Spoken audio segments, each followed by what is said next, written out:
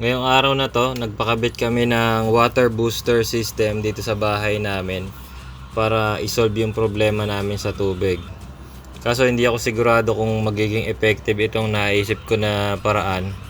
Tsaka hindi ko rin alam kung kakayanin ba namin bayaran itong pinakabit namin kasi mahal din siya eh. Magkakaroon na tayo ng malakas na pressure ng tubig. Ano masasabi niya?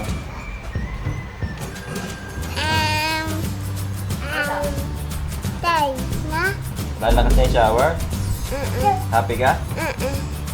Ikaw, Mega, anong sabihin mo?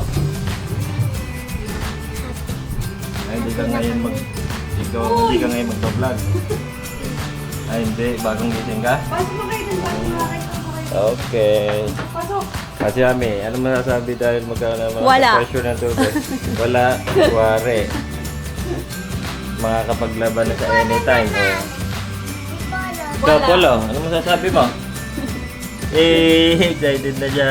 Wala akong masasabi. So yun samahan nyo ako ngayon dito sa episode na to at tingnan natin kung magiging effective ba itong ipapakabit namin na water booster system at kung magiging sulit ba yung ibabayad namin.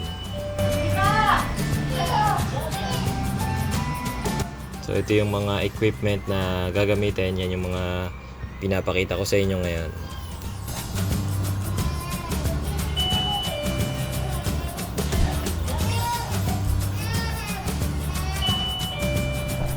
At yun, dito namin ipupwesto yan sa likod ng bahay namin.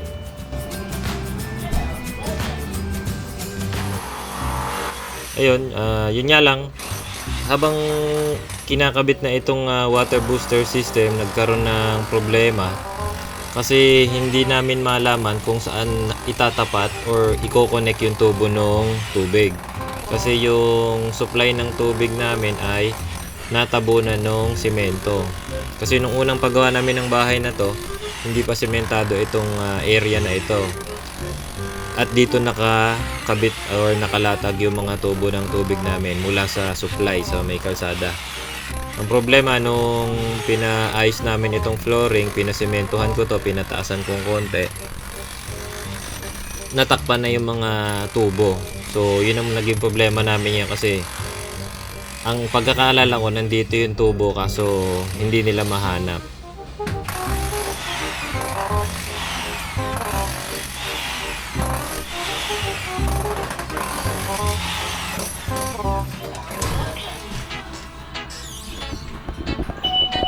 Nahanap niyo na?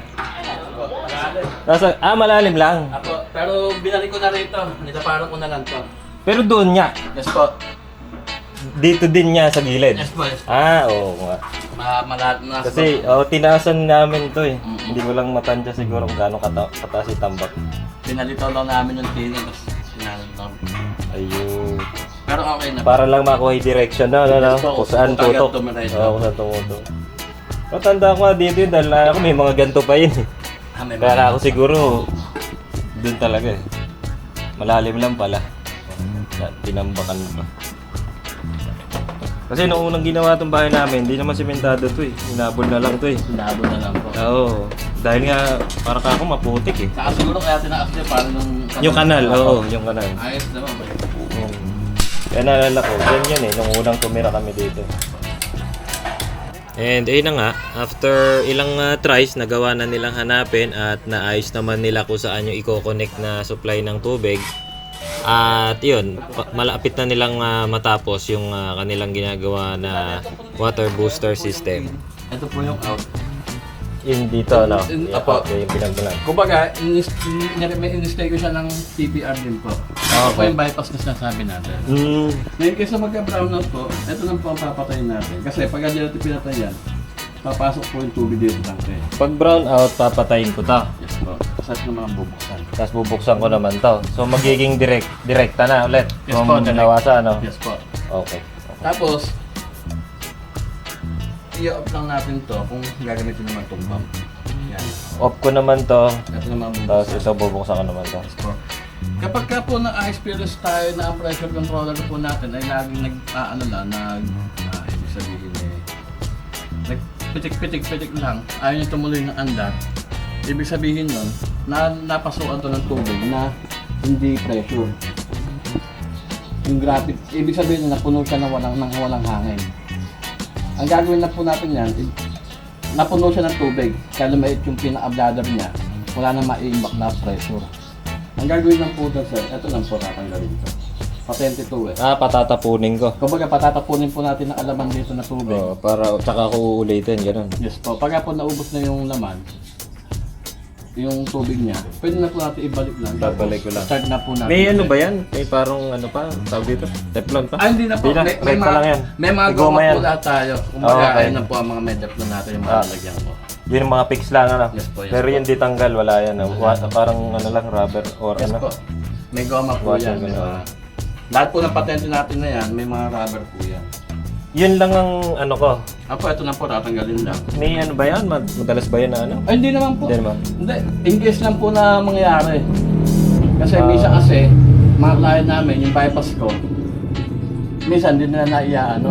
Naipapatay. Papatay. Kaya nangyayari, yung tubig po, pinapasukan to ng normal na So, tubig. parang, kumbaga- Nagiging timba na lang ang nangyayari dito, na timba na napupuno ng laman. Pag umandar ngayon ito, mangyayari, pitik-pitik siya. Kasi puno na. Natubigan siya, wala ngayon maimbakan ng pressure.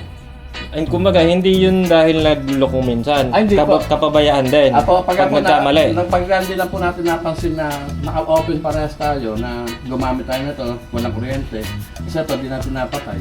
Yung galing po sa labas sa tubig, papasok po siya rito. Okay. Kaya ang mangyayari na ito, parang timbala lang siya na mapupuno ng tubig. Ngayon, pagka pinasok niyo po ito, wala na ngayon siyang pressure na may stock. Mangyayari, pitik-pitik siya, mag-error. May alarm niya, sir. Tutunog yan Apo. pag nagluloko yan. Pagka naman po, nag-alarm naman siya, automatic naman po siyang mamamatay. Ito, pindutin lang natin itong on-off. Aandar na ulit siya. Itong protect, pagka ito nag-alarm, protect lang po ang pipindutin natin. Pag nag-alarm, protect. Yes po. Kapag ito kasi, naubusan ito ng tubig, tapos wala siya mahigo, mag-error po ito. Pag walang laman. Pag naubusan ng Oo. laman. Marinig niyo po rito isang ganun po yan. Mahaba, ganun. Apo. Meron naman siya Puprotect ko yan. kailangan po magkalaman na to. Saan po natin siya ipubuksan pong ano. Pag halimbawa naubusan ng laman, anong gagawin ko dito? Pag tumunog? Hayaan lang po natin. I-off na lang po natin. I-off na Apo. I-off na yan. Kasi ganun nangyari, naubusan to ng laman, pati po itong pipe natin, itong motor natin, naubos din naman nito. Mangyayari niyan, aandar siya, pero wala siyang Tubig. tubig. Naka-zero siya per miss. Oo. Ang bubuksan naman po natin ito, saka po ito. Diretso na po yung tubig niya. Pag binuksan natin to, tatapon po yung tubig. Ito, diretso, tatawid na yung tubig ngayon dito, mag-aalaman na to. I-open lang po ito. Yan, oo. Yan. Kapag ka naubusan, Yan po, ayan, ano ba, nakapatay ito. Halimbawa, wala siyang tubig. no? naubusan. Okay naman yan, meron po tayong check valve dito, kaya hindi naman po babalik yung tubig. Mm-hmm. Ano ba, naubusan. Ayun, oo. Buksan natin to. Yan. Pag tumapon ng ganyan, patayin natin. Pakit na natin to. Pag kumbaga, patatapunin lang po natin dito yung tubig. Patatapunin, oo. Ayun pinasabi kong goma, na importante, huwag mo tatanggal. Oh, yung parang mga o-ring, ano. Yes po, parang o-ring. Pero kung halimbawa naman na, siyempre, hindi naman agad yan ngayon mangyayari. Hindi po, hindi po. Baka makakalimutan ko na pagka Pwede po that time na, magloko. Or, Pwede po kayong umano sa office pwede naman ako magtanong-tanong ulit sa inyo, ano. Wala po problema yan, sir. Kasi, Last time po yung mga... Oo. Lagi naman po nakasagot naman po baka yan namin. malito rin kasi kapag Sa hindi naman po namin pinababayaan sa limanag ngayon namin. Kahit wala na kami warranty, wala nga ano. Ano pa rin po ang namin. so ito okay lang tong medyo matalsik-talsik ka ng tubig. Yes po. Wag lang talaga sigurong ano. Opo. Pero ito importante ito. Yes po. Hindi yan mabasa talaga. Yes po. Hindi to waterproof. Yes po. So ito pinakaingatan ko. Ito kahit may konting splash ng tubig, okay lang. Pwede, pero mas mayan talaga. Pero lalagyan pa yung bubong. Kahit maliit lang, kahit na Oo. some shortcut lang na gano'n. Wag lang bugbog sa ulan. Okay. Kasi kahit silyado yan eh, Baka maluma agad. And yun, finally, it's time to show to you the result of this water booster system. Ayan, malakas naman yung naging tubig.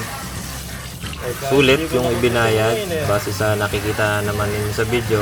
naging mas malakas yan kasi nung bago kami nagpakabit, tulo-tulo lang yan.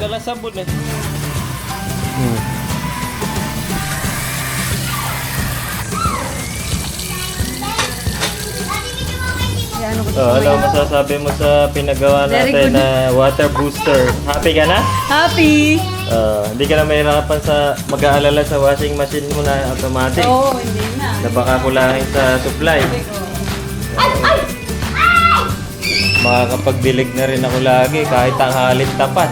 Agawan ng tubig, pwede na, ano? Oo. Palakpakan! Yay! So yun, all in all, naging masaya ang lahat at naging maganda ang result ng aming pinaghirapan na binayaran dito sa water booster system. Maraming salamat ulit sa pagsama sa amin ngayong araw na ito.